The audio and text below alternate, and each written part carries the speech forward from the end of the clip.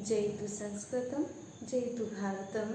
आज हम बहुत ही इम्पोर्टेंट चैप्टर पढ़ने जा रहे हैं और इजी भी है और इम्पोर्टेंट भी है, तो इसे आप प्रश्न के हिसाब से ही याद कीजिएगा। सबसे पहले जो शब्द आता है, हम पढ़ने जा रहे हैं धातु और धातु कर्म के बारे में। सबसे पहले जो शब्द आता है खनन। धातुएं कहाँ पाई जाती है? पृथ्वी में पाई जाती है, और पृथ्वी से जब हम धातुओं का निष्कर्षण करते हैं तो वो कहलाता है खनन। इसे हम ये कह सकते हैं भूपर्पटी से अयस्कों के निष्कर्षण की प्रक्रिया। तो थोड़ा सा आपको शब्द अजीब सा लग रहा होगा कि अयस्क क्या है, निष्कर्षण क्या है। तो सबसे पहले मैं धातु से शुरू करती हूँ। धातु पृथ्वी में दो अवस्थाओं में पाई जाती है प्रकृति में। एक तो मुक्त अवस्था में, जैसे सोना, चांदी, प्लेटिनम आदि, और दूसरा संयुक्त अवस्था में। तो संयुक्त अवस्था में जैसे उन्होंने ऑक्सीजन से क्रिया कर ली या कार्बन डाइऑक्साइड से क्रिया कर ली और यौगिक बन गए। तो जब धातुओं के यौगिक होते हैं उन्हें हम कहते हैं खनिज। तो हम ये कह सकते हैं कि पृथ्वी में धातुओं के यौगिक संयुक्त रूप में पाए जाते हैं या जिस रूप में पाए जाते हैं उसे हम कहते हैं खनिज। तो खनिज बहुत सारे होते हैं, कोई सा भी ले लीजिए आप, हेमेटाइट, बॉक्साइट, कॉपर पाइराइटिस, कुछ भी।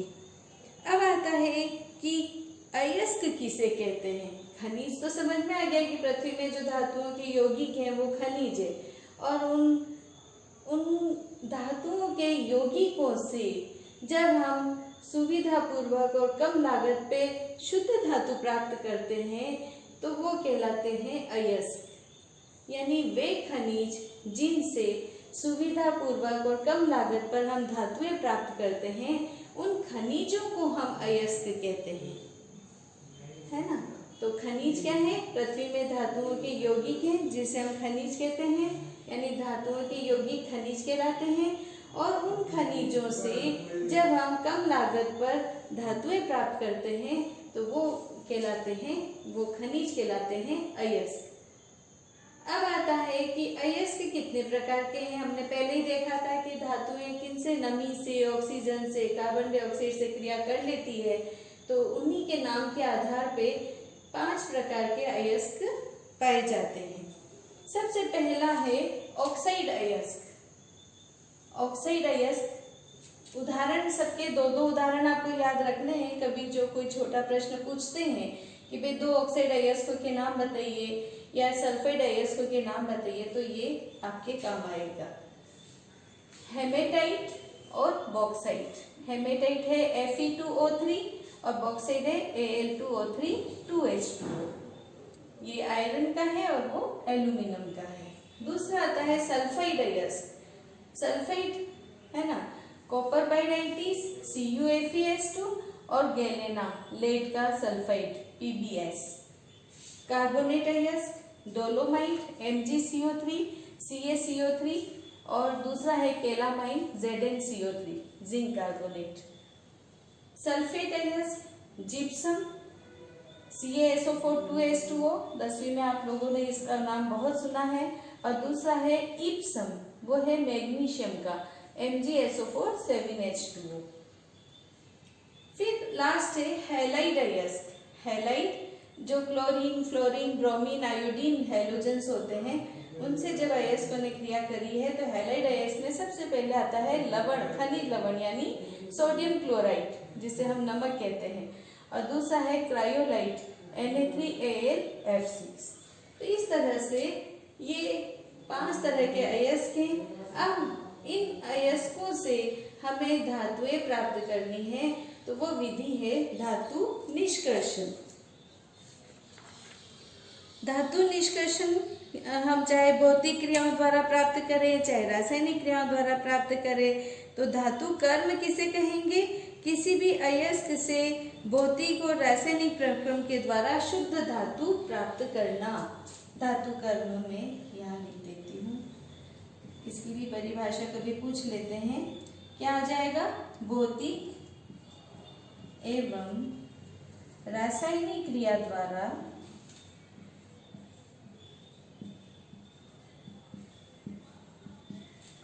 भौतिक एवं रासायनिक क्रिया द्वारा, भौतिक एवं रासायनिक क्रिया के द्वारा शुद्ध धातु प्राप्त करना, वो कहलाता है धातुकरण। शुद्ध धातु प्राप्त करना। धातु निष्कर्षण की कुल 4 विधियां हैं, मतलब 4 पद हैं, विधियां नहीं कहेंगे, 4 पद हैं धातु निष्कर्षण के। सबसे पहला पद है अयस्क का चूर्णीकरण, फिर सांद्रण, फिर धातु का पृथक्करण और फिर धातु का शोधन। तो धातु का चूर्णीकरण नाम से क्लियर है कि जो खनन से हमें अयस्क प्राप्त हुआ है वो स्थूल अवस्था में होता है, मोटे अवस्था में होता है। उसको हम क्रशर के द्वारा या चक्की की सहायता से छोटे छोटे कणों में तोड़ते हैं और पुनः उन्हें फिर बारीक चूर्ण में बदलते हैं और उस प्रक्रिया को कहते हैं चूर्णीकरण। तो सबसे पहला जो है अयस्क का चूर्णीकरण, नाम से क्लियर है कि उसे बारीक कर लिया जाता है। दूसरे नंबर पे जो चूर्णीकरण की बात किया जाता है वो है सांद्रण, यानी कि अभी भी अयस्क में बहुत सारी अशुद्धियां होती है और जैसे कंकर है, पत्थर है, मिट्टी है, तो उन अशुद्धियों को हम कहते हैं आधात्री या गैंग या मैट्रिक्स। किसमें? अयस्क की अशुद्धियों को, है ना। और इन अशुद्धियों को पृथक करना सांद्रण कहलाता है। अयस्क का सांद्रण क्या है? अशुद्धियों को पृथक करना। किस तरह की अशुद्धियां? जो मोटी अशुद्धियां होती है, कंकर, पत्थर आदि, अयस्क से अशुद्धियों को पृथक करना। और जो भी एक शब्द हमने देखा था वो क्या था? आधात्री। आधात्री किसे कहा था हमने? आधात्री, गैंग या मैट्रिक्स, इन अशुद्धियों को ही कहा था, है ना। तो यहाँ मैं लिख देती हूँ आधात्री।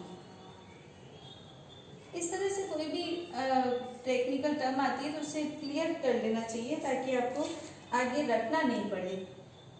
क्या है आधात्री? अयस्क की अशुद्धियां, शॉर्ट फॉर्म में, है ना। इसे हम आधात्री भी कहेंगे, मैट्रिक्स भी कहेंगे और गैंग भी कहेंगे। 3 नाम है इसके।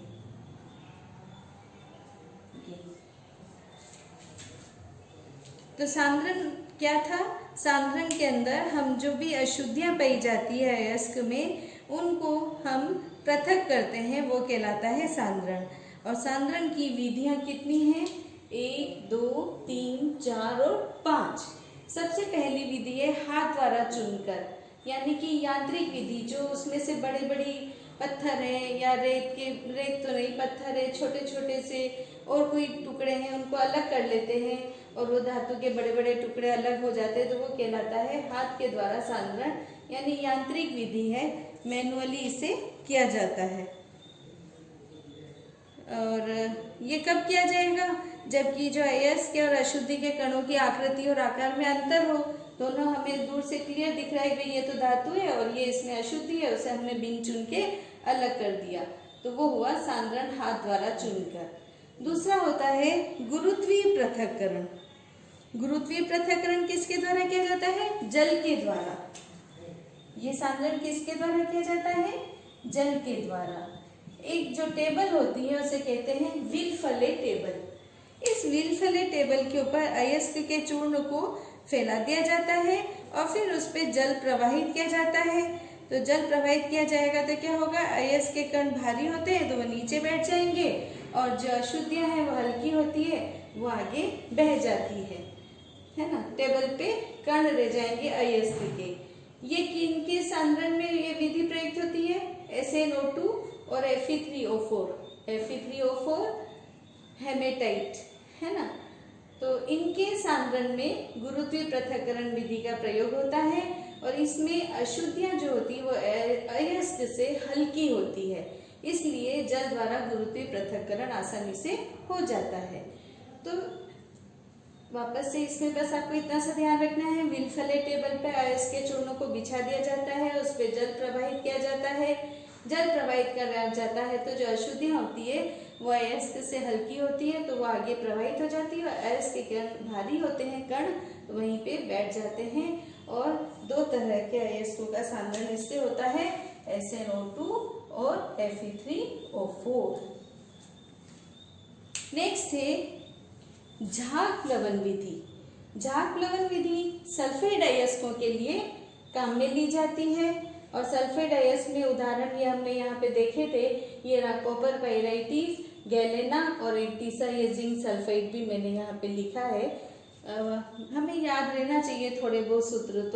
तो झाग प्लवन विधि सल्फेट अयस्क के लिए हम काम में लेते हैं कॉपर पाइराइट, जिंक ब्लेंड और गैलेना। इसमें क्या है, एक जल का टैंक है, उसमें हमने थोड़ा सा अयस्क के साथ में चीड़ का तेल मिला दिया है, और फिर इसके अंदर हमने जो एक छिद्र युक्त नली है उससे हवा को अंदर प्रविष्ट कराया, हवा को प्रविष्ट कराया, और इधर से अयस्क और तेल जब अंदर मिलता है तो वहाँ पे दाब के साथ में तेल के कारण झाग उत्पन्न हो जाते हैं, और झाग उत्पन्न हो जाने से जो अयस्क के कण है वो ऊपर आ जाते हैं, और जो आधात्री है वो पेंदे में बैठ जाती है, अशुद्धियाँ पेंदे में बैठ जाती है। तो इस तरह से फिर अयस्क का सांद्रण हो जाता है। सिंपल है, टैंक में अयस्क के साथ में थोड़ा सा हमने चीड़ का तेल मिलाया, बाहरी वायु को हमने अंदर प्रवाहित किया तो तेल के कारण झाग उत्पन्न हो गए, अयस्क के कण ऊपर उठ गए और पेंदे की तरफ अशुद्धियाँ रह गई, यानी आधात्री अशुद्धियाँ यानी आधात्री, तो वो पेंदे में रह गई और उस झागों को हम अलग कर लेते हैं। तो इस तरह से झाग प्लवन विधि द्वारा सांद्रण होता है। प्रश्न पूछते हैं कि अयस्क के सांद्रण की विधियों का वर्णन करो, तो आपको ये सब लिखना है। फिर है चुंबकीय पृथक्करण। अब ये तो तभी होगा जब अयस्क में कोई एक जो भी है अशुद्धि है वो चुंबकीय प्रकृति की हो। तो इसमें हम क्या करते हैं, अयस्क के चूर्ण को चमड़े के बेल्ट पे डालते हैं और ये विद्युत चुंबक से ये घूमता जाता है। तो जो चुंबकीय होता है वो तो थोड़ा सा चुंबक की तरफ आकर्षित होगा तो एक ढेरी इधर बनेगी और अचुंबकीय थोड़ा सा दूर गिरेंगे। तो इस तरह से दो ढेरियां बन जाती हैं, एक चुंबकीय पदार्थ की, एक अचुंबकीय पदार्थ की। तो जो आधात्री होती है उसे हम दूर कर लेते हैं।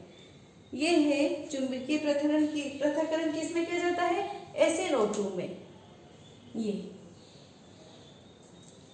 इसमें क्या होता है, जो चुंबकीय प्रकृति के पदार्थ है वो तो है क्रोमियम और आयरन Cr और Fe, और अचुंबकीय प्रकृति का जो पदार्थ है वो है टीन स्टोन।